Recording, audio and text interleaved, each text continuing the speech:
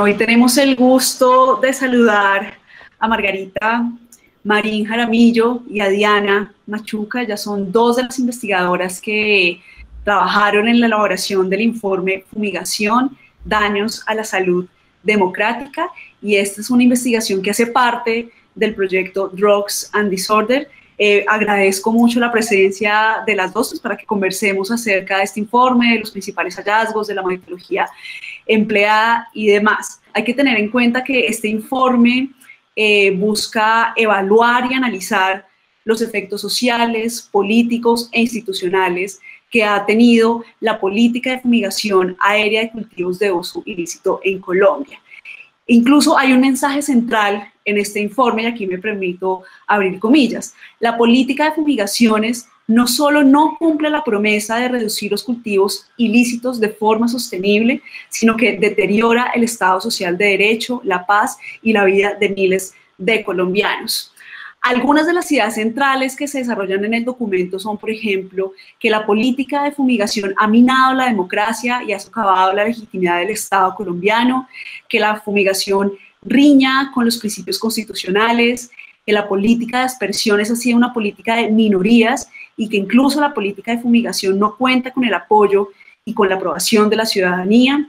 El regreso a la fumigación choca con el acuerdo de paz, y que la fumigación perjudica severamente territorios y poblaciones y que incluso podría estar asociada con incrementos en la violencia homicida y en el desplazamiento de las zonas asperjadas. Quiero comenzar con una pregunta que incluso ustedes se plantean allí en el informe, y es: ¿cómo se explica que la política de fumigación aérea de cultivos persista, teniendo en cuenta las consecuencias que tiene sobre la salud, sobre el medio ambiente, sobre las comunidades, sobre los territorios, y también teniendo en cuenta la misma falta de eficacia de esta política? En primer lugar, habría que retomar todo ese análisis que hacemos en varios capítulos del informe sobre el diseño institucional de este tipo de políticas, y a partir de ese diseño es que encontramos por qué hay esa persistencia y por qué hay pues también esa insistencia a que permanezca este tipo de políticas que claramente violenta sistemáticamente diversos tipos de derechos. No solamente es la salud, sino, como lo indicamos en el título de este informe, es también aspectos sustanciales de la democracia. Entonces, en algunos de estos capítulos caracterizamos ese diseño y encontramos que la toma de decisiones está altamente centralizada, particularmente en tres tipos de actores. Primero, a partir de esta instancia mayor de la política antinarcótica en Colombia, el Consejo Nacional de Estupefacientes, dirigido sustancialmente por instancias del Gobierno Nacional, del Poder Ejecutivo.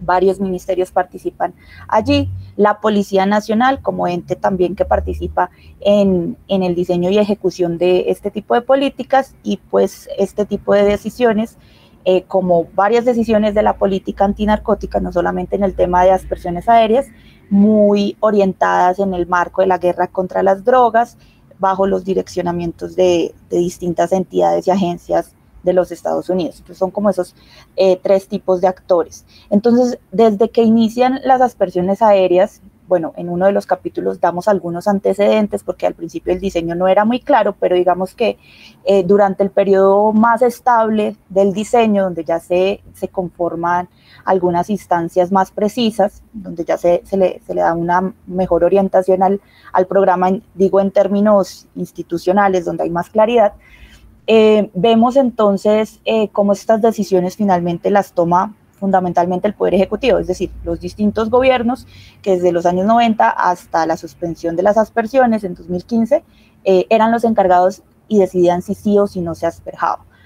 Un poco, y este es el primer capítulo que aporta la reflexión el profe Francisco Gutiérrez, dice que la permanencia de esta política se debe a la necesidad de los políticos colombianos, a su vez, de intentar desligarse del narcotráfico, intentar ante los Estados Unidos ver esa imagen clara o limpia de que ellos no tenían nada que ver con el narcotráfico, y eso lo ve uno en muchos episodios de la política o en muchos episodios de la coyuntura política en Colombia, lo que fue en su momento, por ejemplo, el caso Samper, que también el informe lo recogemos, como una necesidad de mostrarse los políticos y sobre todo los gobiernos nacionales frente a esta dinámica de las guerras contra las drogas de mano dura. Y por supuesto también después comienzan a mezclarse unos intereses muy importantes de tipo electoral, de ganar caudal, de mostrarse como mano dura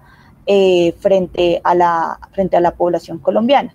Y posteriormente, pues cuando se vincula todo este tema de la lucha antinarcótica con la guerra insurgente que ha padecido también el país, pues se hace aún más necesario presentar esa mano dura contra los cultivos ilícitos o contra el narcotráfico. Entonces, básicamente se unen ambos objetivos, ¿no? Fumigar a campesinos que probablemente son guerrilleros o que son aliados del narcoterrorismo, contribuye a acabar con el narcoterrorismo. Entonces hay que hacerlo, ¿sí? Y pues vemos cómo durante varios periodos presidenciales, principalmente en los años 2000, pues hay esta insistencia a aplicar cualquier tipo de estrategias para ir en ambas direcciones. Entonces, primero tenemos como ese diseño muy centralizado en el Poder Ejecutivo, en la Policía Nacional, son los grandes tomadores de decisión de esta política,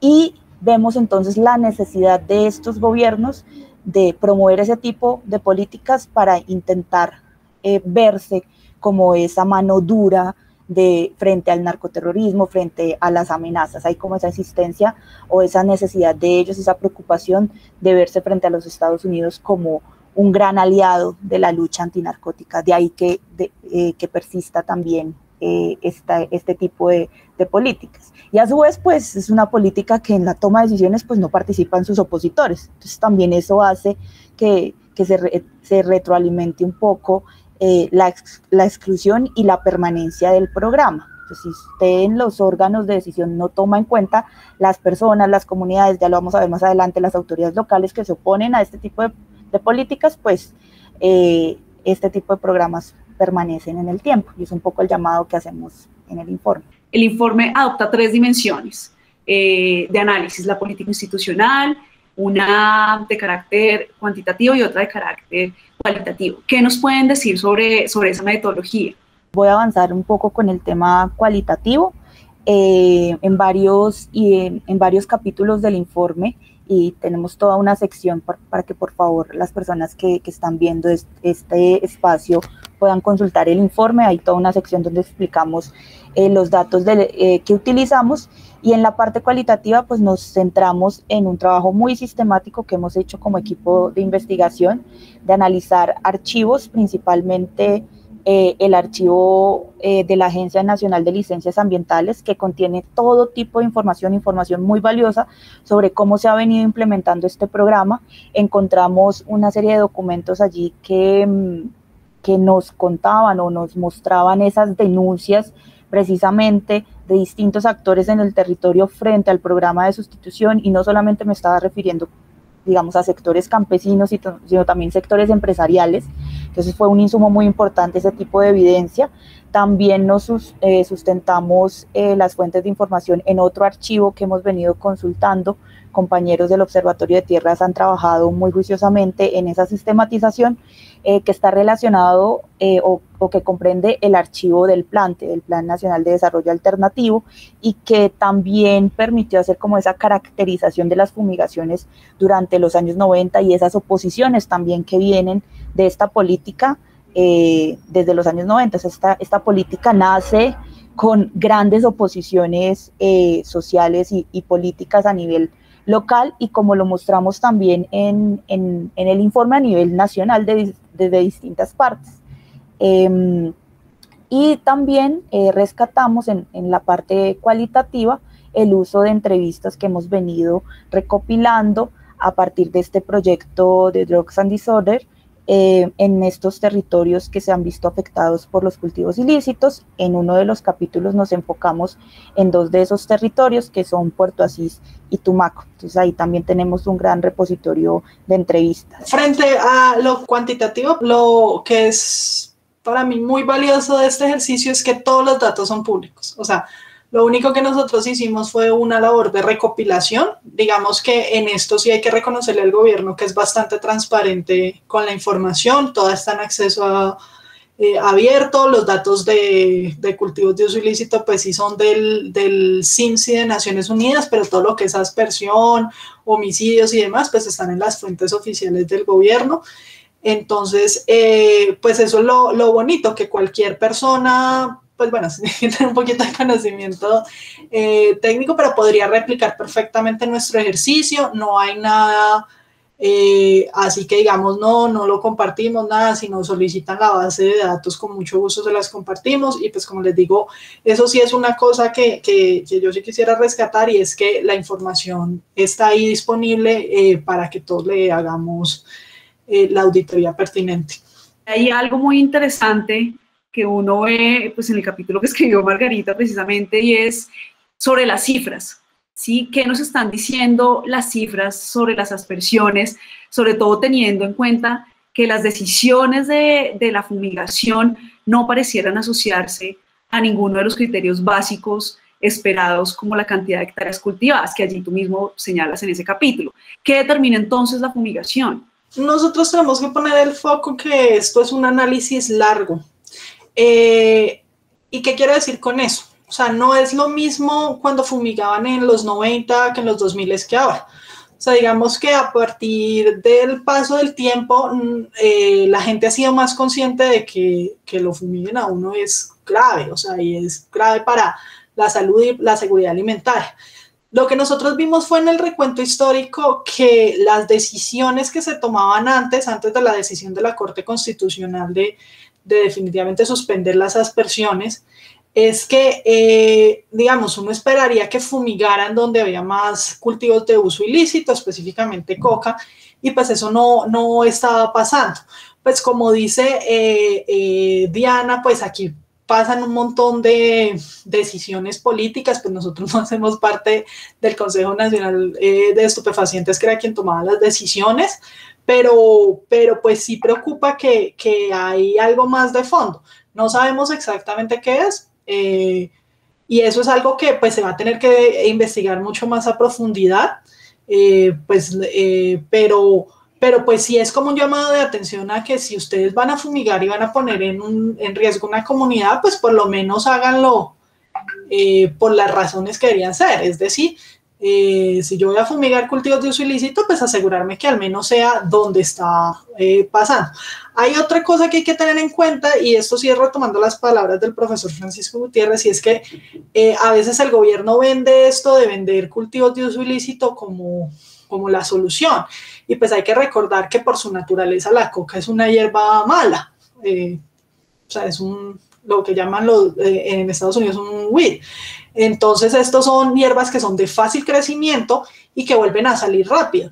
Mientras que un cultivo de plátano, pues no es una hierba de fácil crecimiento. Entonces, pues también hay que sopesar esas cosas, y pues la gente tiene que ser consciente, y el gobierno tiene que ser consciente de que, como dice el profesor Francisco, esto no es de fumiga una vez y se soluciona el problema, no. Esto es algo que toca estar controlando repetidamente, y pues claramente el gobierno no lo está haciendo en su política.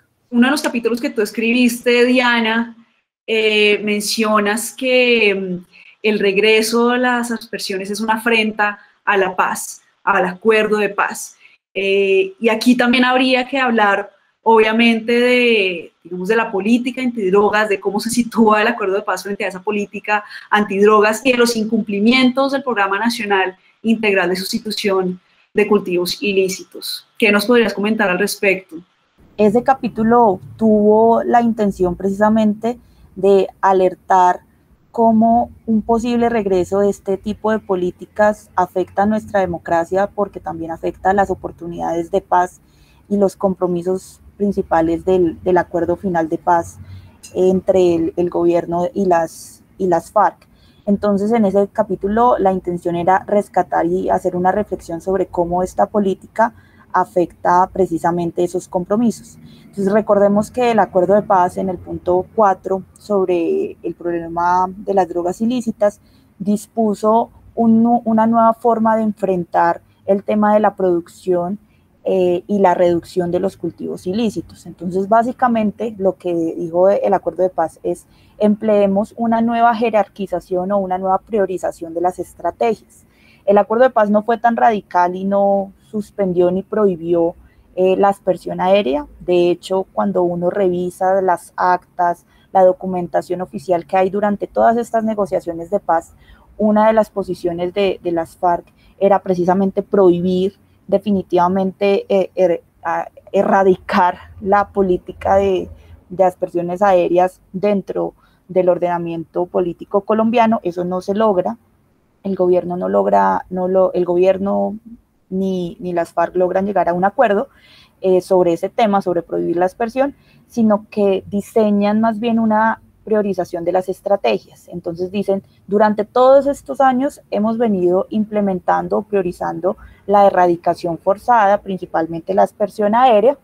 El gobierno, y esto pues también es un poco, no solamente efecto del acuerdo de paz, de las negociaciones en La Habana, sino de lo que también estaba ocurriendo en Colombia con el tema del glifosato, la posición del entonces ministro de Salud, Alejandro Gaviria.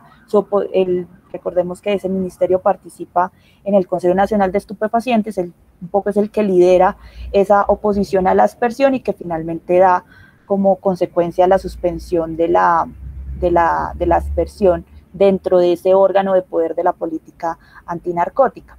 Entonces, veníamos priorizando la aspersión aérea, la erradicación forzada. El acuerdo de paz dijo: no, primero intentemos el desarrollo alternativo, primero intentemos los programas de sustitución de cultivos ilícitos, es decir, intentemos otras formas de enfrentar el problema, sosteniendo que es un problema ante todo social, de exclusión social, falta de oportunidades, de pobreza, e implementemos en una primera medida que el Estado se esfuerce en sacar adelante el programa de sustitución. Esa era la estrategia priorizada para un periodo de posconflicto o posacuerdo, bueno, el término que mejor le quieran dar como a esta fase de implementación de los acuerdos. Y en última instancia, bajo unas condiciones muy excepcionales, el Estado iba a aplicar la erradicación forzada. De hecho, el acuerdo de paz dice: primero viene sustitución, luego erradicación forzada manual o terrestre y erradicación forzada vía aspersiones aéreas. Eso era como lo que estipuló el acuerdo. Por supuesto, nosotros planteamos que ante un panorama en el cual no se ha cumplido a cabalidad el programa de sustitución, el PENIS, planteado en el acuerdo de paz, en el cual vemos continuas dificultades en la implementación, graves incumplimientos al acuerdo a las personas que están inscritas, pues no es el momento de implementar ese tipo de medidas. Lo primero que se tiene que seguir implementando es ese programa de sustitución. Hay que fortalecer ese programa de sustitución, o ese es el llamado un poco que se esperaba del acuerdo de paz, y posteriormente lo ratifica autos de seguimiento de la Corte Constitucional a esa sentencia que suspende las aspersiones en 2017. Entonces, por eso es que planteamos que ese posible regreso atenta con las disposiciones de paz en el tema de sustitución, porque no estamos en un escenario donde ya se cumplió la sustitución. Recordemos que la sustitución es a largo plazo, conectado con el punto 1, con los planes de desarrollo con enfoque territorial, y eso aún no se consolida. De hecho, tenemos el escenario contrario, lamentablemente, y son sistemáticos incumplimientos a esos puntos. Por eso esa opción realmente es como lo dice el título del capítulo, es una afrenta muy contundente al acuerdo de paz. Relacionado como con ese análisis cuantitativo que se realiza en el informe, se menciona que incluso la fumigación está asociada con el incremento los números o con las cifras, perdón, de violencia homicida, está también asociado con el desplazamiento en zonas asperjadas, y que incluso no necesariamente está asociado con zonas en donde se presenta la mayor cantidad de cultivos de coca. ¿Qué nos podrías comentar al respecto? Hay muchas posibles explicaciones que nosotros realmente no abordamos, que digamos que quedan para trabajos futuros, pues porque este tema es bastante complejo, pero pues ¿qué es lo que nosotros tenemos la intuición? Pues primero, obviamente existen ciertas limitaciones a la hora de asperjar y pues sabemos que eso puede ser una razón, por ejemplo, ya razones de la altura de la avioneta, cómo pueden asperjar y demás, pues que tienen una asociación. Segundo, en cuanto a lo de la violencia, pues aquí pueden pasar varias cosas, ¿no? Una es que algunos de los territorios que tienen cultivos de uso ilícito, pues tienen alta presencia de grupos armados y presencias históricas de diferentes modos de violencia. Entonces, pues digamos que eso sí era algo que medianamente esperábamos, pues por la correlación que existe entre esos dos eventos. Sin embargo, pues aún nadie en la literatura ha podido determinar si los cultivos causan violencia o la violencia es la que trae los cultivos, y pues eso es un aspecto que todavía hay que analizar. En cuanto a lo del desplazamiento, pues esa sí creo que es como un resultado desafortunado esperado, y es que si uno llega y asperja un territorio, afecta la salud de las personas, afecta su seguridad alimentaria, pues va a causar desplazamiento. O sea, si la persona no tiene métodos para subsistir, pues no puede seguir en ese territorio y se va a tener que desplazar. Digamos que eso sí era más algo que nosotros intuíamos, pero pues encontrar esa correlación ya con números pues es otra dimensión, porque ya no estamos hablando del caso particular, sino que estamos viendo que es un fenómeno que se está repitiendo en muchas zonas. Entonces, digamos que esas son como nuestras intuiciones. Como les digo, pues obviamente este es un tema que es bastante complejo y pues amerita en sí solo otro estudio de 4 años que ya llevamos solo intentando entender el mundo de los cultivos de uso ilícito. En otra de los capítulos que escribiste, señalas que las autoridades locales no han tenido mayor incidencia, no han tenido mayor influencia para determinar el direccionamiento, por ejemplo, del programa de erradicación de cultivos ilícitos mediante dispersión aérea con el herbicida de glifosato. Esto demuestra el carácter antidemocrático del programa de aspersión. ¿Qué nos puedes comentar acerca de las oposiciones locales a la política de aspersión aérea? Una de las tesis gruesas transversales del informe es mostrar cómo en ese diseño que comentaba anteriormente, centralizado en el Poder Ejecutivo, la Policía Nacional, no hay una presencia contundente de autoridades locales, dígase alcaldes y gobernadores, que finalmente son los que tienen que enfrentar las aspersiones aéreas, son los que tienen que normalmente o usualmente son los que tienen que enfrentar esos estragos que genera la aspersión aérea. Margarita ahorita hablaba del desplazamiento forzado, pues son los alcaldes, las autoridades locales, también los gobernadores los que tienen que entender y enfrentar estos temas que genera la aspersión aérea.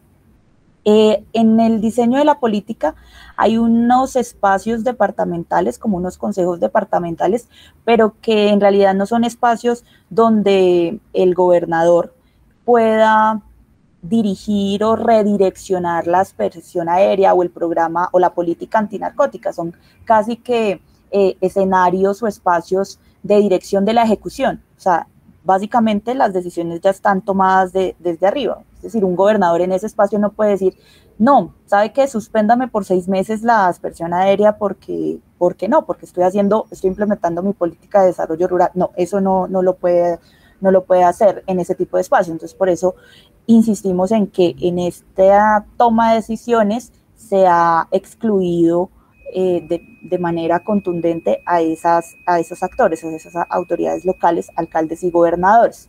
En uno de los capítulos, entonces, retomamos diferentes tipos de oposiciones ya más locales, situadas en Tumaco y en Puerto Asís, de distintos tipos de actores, entre ellos las autoridades locales. Entonces, ese capítulo retoma una casi que continua oposición en el caso del departamento de Nariño, de gobernadores fuertes opositores a la aspersión aérea. Ahí hay un caso pues emblemático con Navarro Wolf y en su momento Camilo Romero, que sigue siendo este último como bastante mediático en insistir en decir no al glifosato, no a la aspersión. Entonces vemos como todo ese mandato de gobernadores casi que desde el 2000 vienen oponiéndose a este tipo de políticas. En Tumaco encontramos un caso valiosísimo y que lo comentaba anteriormente, que es no solamente a los sectores campesinos, sino también a gremios, a pequeños gremios locales. Entonces encontramos en estas fuentes de información, archivos, varias notas y peticiones, algunas iban directamente a agencias relacionadas con la Presidencia de la República solicitando la suspensión de la aspersión, precisamente porque estos pequeños gremios locales habían quebrado. Ahí encontramos gremios palmeros, cacauteros, es decir,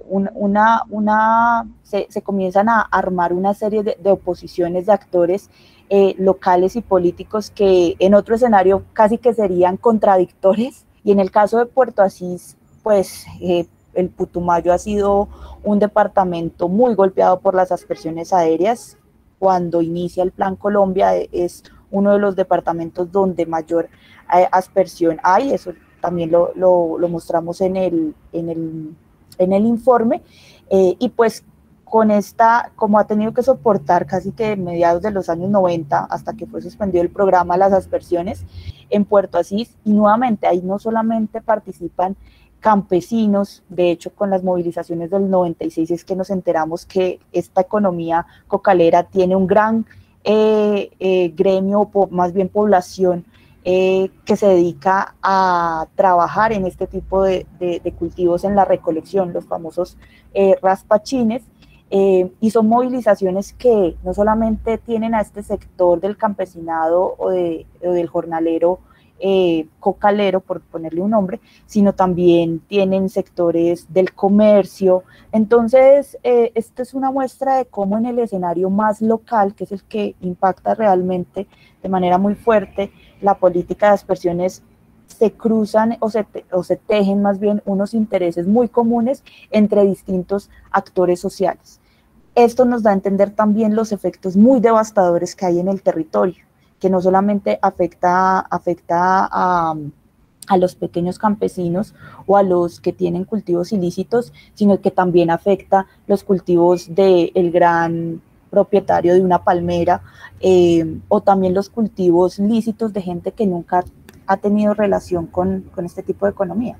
¿Hay algo que quisieran agregar de los hallazgos, de la metodología, de lo que consideren pertinente señalar para ir cerrando esta conversación? Yo diría que más bien esto es como una lección de política pública, de las decisiones tienen que tener siempre la participación local, y pues lo que se dice, las consultas previas y demás a veces no es capricho. O sea, aquí se nota cómo el gobierno central ignora a la comunidad, que al final es la que realmente está sufriendo los efectos de esta política, y pues entra como en una guerra franca con las comunidades que realmente no tiene ningún sentido, y pues no se justifica tampoco el costo, sabiendo pues que la política realmente, y ya incluso el gobierno de Estados Unidos mismo lo reconoce, pues la política no está teniendo efecto. Entonces yo creo que sí, la lección es como escucha a sus comunidades, si ve que algo no está funcionando, pues no hay que insistir 20 años en la misma estrategia, y hacer más una política más participativa y más de acogida. Y pues la otra es que ya no entra dentro de esta investigación, sino dentro de otra que estamos haciendo relacionada, es cúmplales, ¿no? O sea, si plantea otras políticas alternativas, pues también hay que cumplir. La paz no solamente era desmovilizar a la guerrilla, sino que el Estado se comportara de una forma diferente o hiciera otro tipo de presencia. Entonces creo que este tipo de políticas, si se llegan a retomar, pues vulneran no solamente los compromisos, sino siguen generando esa desconfianza en el Estado. O sea, realmente atenta con un ejercicio de construcción del Estado que se plantea en el proceso de paz en su momento, diferente, ¿sí?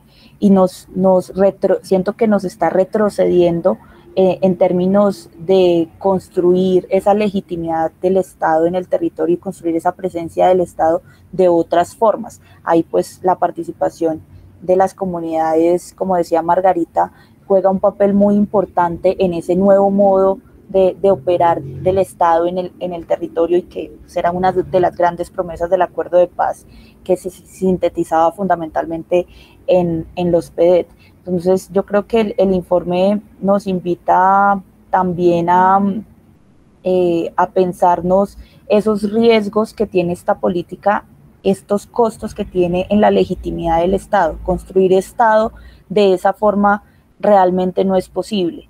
Y dejar pasar estas oportunidades, esta ventana que ya está casi muy cerrada, es costoso para la paz, atrae formas de violencia, y como no lo han dejado claro los legados de la guerra, no es la forma para conseguir la paz que necesita nuestro país. Entonces, creo que el informe hace un llamado a resaltar esos costos políticos y democráticos, y también de pronto a seguir promoviendo este debate de buscar cuáles son estas opciones. O sea, el campesinado cocalero quiere salir de la coca, ¿sí? Es una de sus demandas principales. Ni siquiera está pidiendo la legalización de la economía, ¿sí? Que puede ser una demanda más bien de un sector clase media urbano, ¿sí? Con todo este tema de la legalización de las sustancias psicoactivas. Está pidiendo salir de esa economía, pero está pidiendo salir también en condiciones de dignidad, en condiciones donde se les respeten sus derechos humanos, sus derechos básicos. Y pues obviamente, como este informe y otros documentos muy importantes lo sostiene con la expresión, eso simplemente no es posible. Entonces creo que en un escenario de paz hay que pensarse otro tipo de alternativas. No podemos seguir volviendo como retrocediendo en ese tema, sino más bien avanzar en el debate hacia mirar otras alternativas. Y que de nuevo esto no es una conclusión muy novedosa, esto lo vienen diciendo casi que desde que existe la problemática de las drogas, pero hay que seguir insistiendo porque seguimos cometiendo los mismos errores. Entonces sí, creo que ese es el llamado. Margarita, Diana, muchas gracias por su tiempo, gracias por esta conversación y bueno, sobre todo gracias por la contribución que hacen a través del informe.